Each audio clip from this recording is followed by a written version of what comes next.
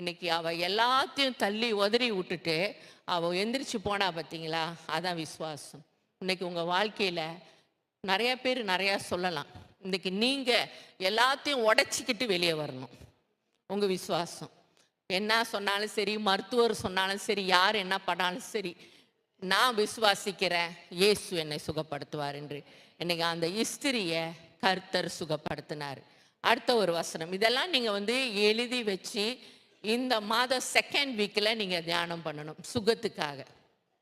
முதல் வாரம் divine deliverance, ரெண்டாவது வாரம் டிவைன் ஹீலிங். இந்த ஹீலிங் வெளியிலையும் இருக்கலாம், அல்லது உடைந்த உங்க உள்ளத்தை கர்த்தர் கற்றுகிறவராக இருக்கிறார்.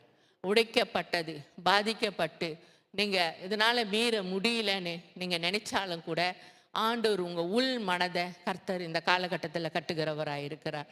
அடுத்த வசனத்தை எடுத்துக்கொள்ளுங்க, யோவான் 9:7. ஜஸ்ட் அந்த ஒரு வசனம் மட்டும்